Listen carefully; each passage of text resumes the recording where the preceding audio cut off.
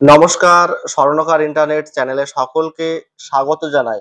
বন্ধুরা, গতকালকে একটা ভিডিও করেছিলাম আমার নিজস্ব কিছু মতামত এবং আপনাদের কিছু মতামত কমেন্টের মাধ্যমে জানাতে বলেছিলাম।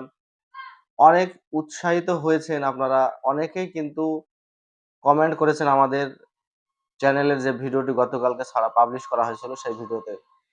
বন্ধুরা, আমি অত্যন্ত খুশি হয়েছি এবং আপনাদেরকে অসংখ্য ধন্যবাদ জানাচ্ছি যে আপনারা পুরো সাপোর্ট দেওয়ার জন্য ভিডিওটি। আজকে যে ভিডিওটি করতে চলেছি সেখানেও কিন্তু আপনাদের মতামত আমি চাইছি এবং আমি চাইবো আপনারা আমার ভিডিওটা দেখুন এবং কমেন্ট করুন আপনাদের মতামত জানিয়ে। ঠিক আছে?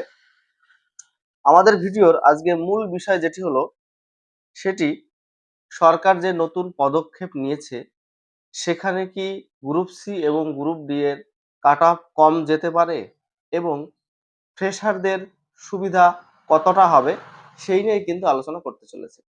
প্রথমে আলোচনা শুরুতেই আমরা দেখে নেব যে এই যে 2025 সালে যে রিক্রুটমেন্টটা হলো মানে চলছে অনগোয়িং, সেই রিক্রুটমেন্টে আমাদের ক্লার্কশিপের টোটাল শূন্যপদ ছিল 2989টি।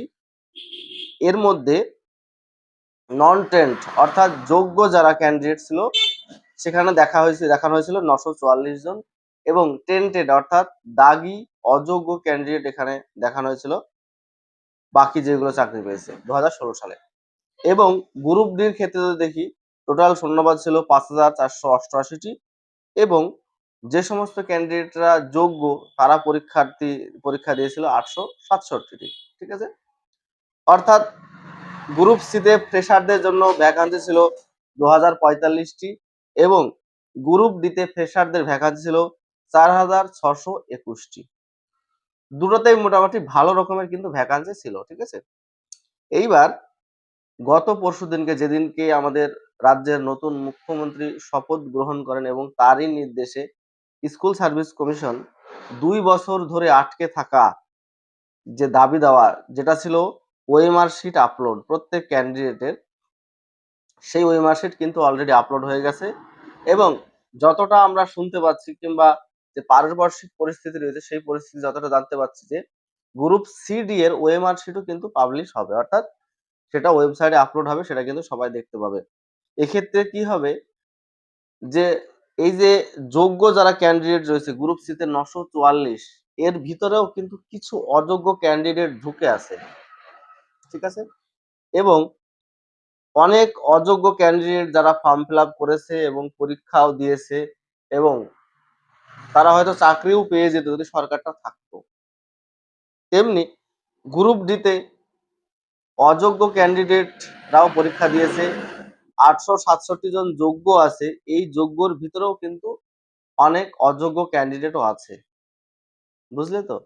এই হচ্ছে বিষয়। সেজন্য যদি ওএমআর শিটটা পাবলিশ করে সরকার থেকে গ্রুপ সি এবং গ্রুপ ডি এর, সেখানে কিন্তু অনেক অযোগ্য ক্যান্ডিডেট রয়েছে, সেগুলা কিন্তু বাদ যাওয়ার সম্ভাবনা রয়েছে। সরকার কিন্তু সেই দিকেই লক্ষ্য নিক্ষেপ করেছে। আমরা 9, 10 এবং 11, 12 এর যে ওএমআর শিট আপলোড সেইটা থেকে কিন্তু বুঝতে পারছি। এই যে আলোচনাটা আপনাদের সঙ্গে করছি এটা সম্পূর্ণ কিন্তু আমার ব্যক্তিগত আলোচনা। আপনারা এই আলোচনাটা শুনবেন এবং আপনাদের যে মূল্যবান মতামত সেই মতামতটা অবশ্যই কমেন্ট বক্সে কমেন্ট করবেন। ঠিক আছে?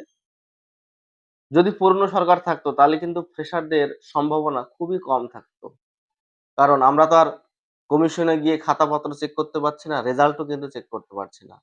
সেক্ষেত্রে কি হতো? অনেকজন ফ্রেশার ক্যান্ডিডেট টাকা পয়সা দিয়ে চাকরিটা নিত। অনেক যারা অযোগ্য ক্যান্ডিডেট ছিল তারাও কিন্তু তলে, তলে চাকরিটা পেয়ে যেত। আমরা কিন্তু জানতেই পারতাম না।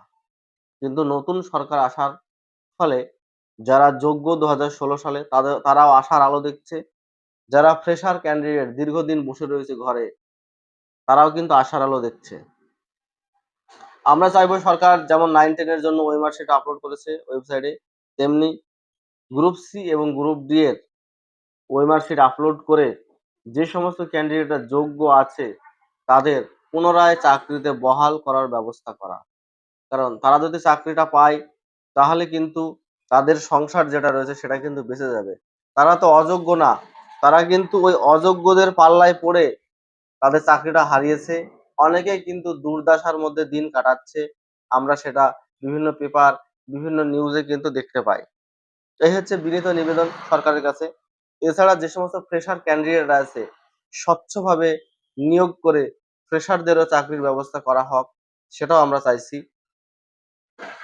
বিষয়টা হচ্ছে যে একজন স্টুডেন্ট, একজন গরিব ঘরের ছেলে কিংবা বড়লোক ঘরের ছেলে যাই হোক না কেন, প্রত্যেকের ইচ্ছা থেকে পড়াশোনা করে একটা চাকরির ব্যবস্থা করতে, নিজে স্বাবলম্বী হওয়া। কিন্তু আমাদের রাজ্যে দীর্ঘদিন যাবৎ কোনো রকম চাকরির সম্ভাবনা না থাকার কারণে সবাই ডিমোটিভেট হয়ে গেছে, সবাই যেন কেমন নেতিয়ে গেছে, ঠিক আছে? কারণ ১ বছর নয়, ২ বছর নয়, দীর্ঘ ১৫ বছর কিন্তু সেইভাবে রিক্রুটমেন্ট হয়নি। যে সমাজের যোগ্য না, যার টাকা আছে সে কিন্তু চাকরি পেয়েছে। কিন্তু যার যোগ্যতা রয়েছে, ক্লাসের first boy, second boy, third boy, সে কিন্তু চাকরি পায়নি এতদিন। সে তো টাকা দিতে পারেনি। এই হচ্ছে বিষয়। আমরা দেখবো সামনে কিছুদিনের মধ্যে হয়তো রেজাল্ট প্রকাশিত হবে। সরকার যেমন স্পিডে তার কাজ শুরু করেছে, আমার মনে হয় না যে আগস্ট অব্দি কিন্তু রেজাল্ট আটকে থাকবে। রেজাল্ট তার আগেই দেয়া হয়ে যাবে। সরকারের ভিতরে হয়তো নির্দেশে, সরকারেরই নির্দেশে যে স্কুল সার্ভিস কমিশন তাদের কিন্তু কাজ শুরু করে দিয়েছে গ্রুপ সি গ্রুপদের, যে নতুন করে আবার ঝাড়াই বাছাই করে। এই ঝাড়াই বাছাইয়ের প্রক্রিয়া শেষ হওয়ার পরেই কিন্তু গ্রুপ সি ডি এর রেজাল্ট প্রকাশিত হয়ে যাবে। যারা দীর্ঘদিন পরীক্ষা দিয়ে অপেক্ষা করছো, যারা ভাবছো যে তার চাকরিটা দরকার, যাদের হয়তো বয়স হয়ে গেছে, এটাই তাদের শেষ পরীক্ষা, তাদের ভাবনাটাকে আমি সম্মান করি। তাদেরকে বলবো অবশ্যই অপেক্ষা করার জন্য। রেজাল্ট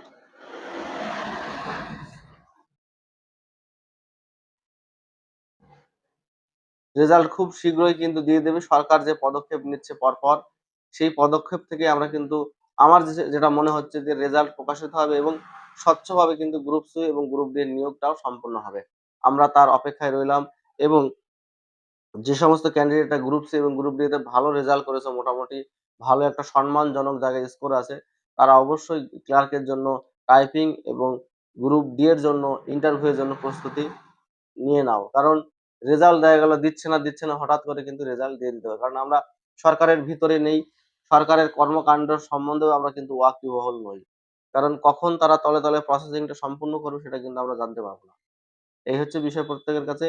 আর ভিডিওটি কেমন হলো, ভিডিওটির সারমর্মটা কি সেটা কিন্তু আপনারা নিশ্চয়ই বুঝতে পেরেছেন এবং আপনারা বোঝার পরে যে ভিডিওটা থেকে কি বুঝতে পারলেন তার বিষয়ে যদি কমেন্ট করেন, অবশ্যই আমি নিজেকে ধন্য মনে করব এবং আমার স্বর্ণকার ইন্টারনেট চ্যানেলকে অবশ্যই সাবস্ক্রাইব করে রাখবেন নতুন চাকরি সংক্রান্ত নতুন আপডেট পাওয়ার জন্য।